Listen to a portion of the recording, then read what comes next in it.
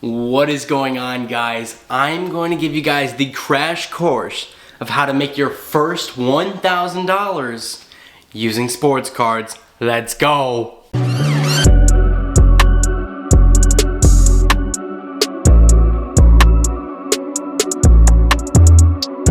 For you guys that don't know me, my name is Tyler. I own a sports card business named Vintage and Hype. I started this about in 2019.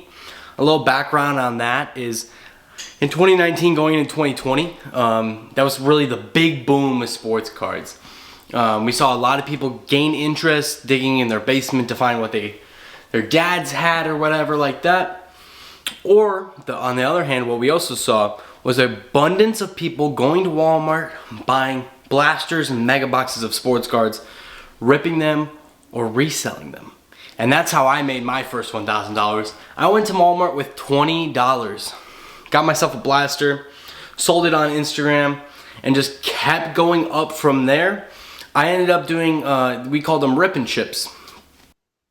Oh, let's go! No way! Let's go!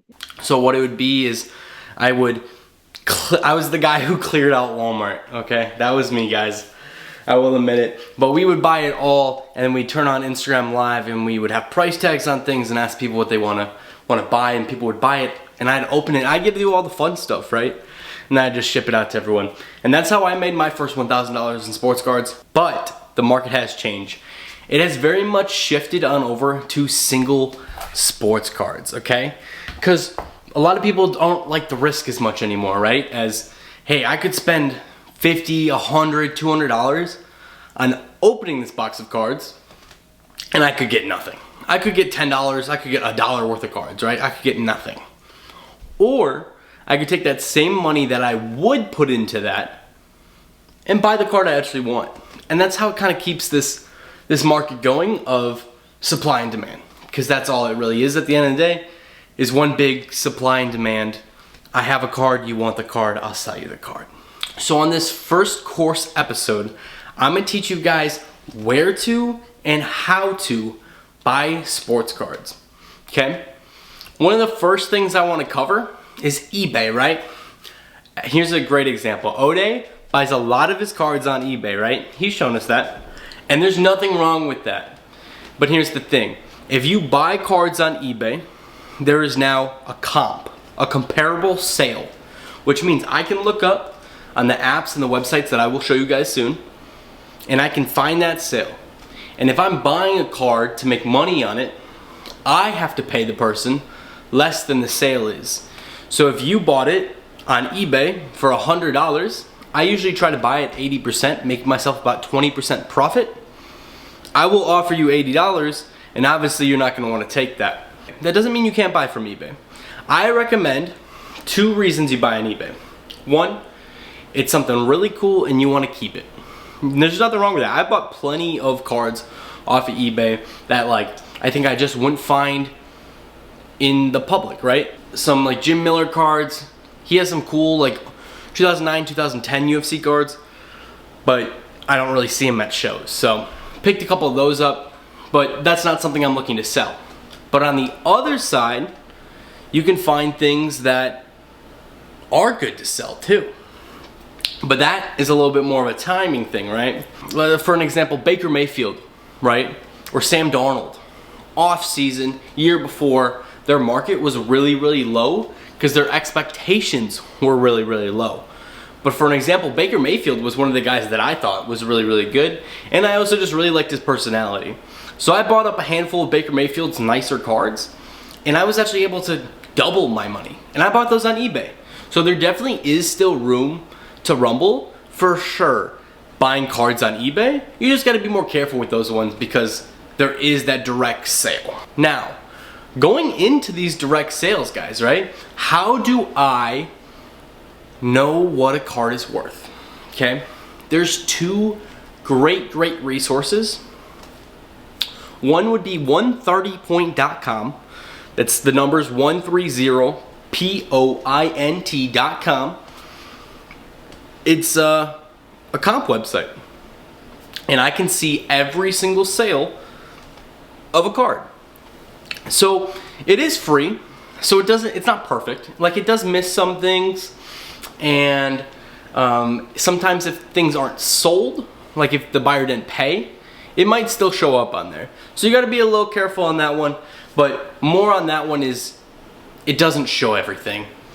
On the other side, if you guys are really, really looking to get into cards, there is an app called Card Ladder, like the one you climb up onto. That is kind of the industry standard, the Adobe Photoshop of the card world, the standard. You have to pay for that one. It's $130 a year, I want to say. But you can scroll all the way back to the early 2000s on sales. So if a card has ever sold ever, it's on Card Ladder, and you'll know about it. And so I'll show you guys how to use some of those here shortly. Those are the two big ones. Another really cool one that we can use is Alt. Okay, Alt's kind of interesting. They have a lot going on there. We can see trends of players, fighters. We can see they have an auction. They run their own auction on Alt. But the big thing is you can look up slabs. So you can actually scan the slab on the app and it will show you some quick sales. So that works great for PSA and BGS cards. And what those are is a grading company. So this is a PSA slab, and same with BGS. It's a little bit bigger of a slab. Two different grading companies. Both are great grading companies. But for those two, they both have these certification numbers right here at the bottom. It's in the same exact spot on a BGS slab or Beckett Grading Services. It's that long one right there. You can either take a picture or type in that whole code, and it will show you what the PSA 9s did, what the 10s did, what the 8s did, if there were sales recently.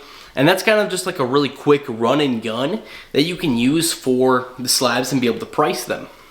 Now let's talk about where else we can buy cards, right? We talked about a little bit about how to look up these cards, but now how do we buy these cards? I highly recommend sports card shows, okay? There is a Instagram page, I'll have it popped up here, that they are great to help you find shows. A lot of people send them in and you can find them on there. You can also go to your local card shop. If you type in on your Google Maps or Apple Maps, sports card shop, they'll show you some near you. There's some great ones out in Las Vegas. There's some great ones out here in Wisconsin. I'm sure there's great ones in pretty much every town, not town, state. So definitely go there. And one, you can ask them about their local show. Do they know anything about, hey, do you guys have a once-a-month show anywhere around here? And I'm sure they'll be willing to help you. Along while you're there, you can look up some of the cards they have. Sports card shops are a little bit harder to buy from. They have that overhead that they have to pay for, along with some of them pay higher, some of them pay lower. You don't know where they're getting their cards from. So sports card shops, there's usually a little bit of a premium. I usually tend to see about a 20% markup on the sale. Makes it a little harder to buy, because then at 80% you're asking for 40% off of their sticker. So a little trickier there. But for me, example, I've built a really good relationship with my card shop, and I know what percent they buy at, and I just offer them a little bit more than they buy, and they're more than willing to help me out. In a different episode, we're gonna be talking about timing the market. And like, that's the same thing that I talked about when buying on eBay. Again, that's that timing the market kind of thing. And so you don't only have to time the market on eBay, you can definitely time the market in person too, right? I hope this was helpful for you guys. Again, my name is Tyler from Vintage and Hype. So let me know if you guys have any questions at all. Feel free to reach out to me or Ode. We're more than happy to help you guys with anything you guys have questions on. Hope you guys enjoy. Take care.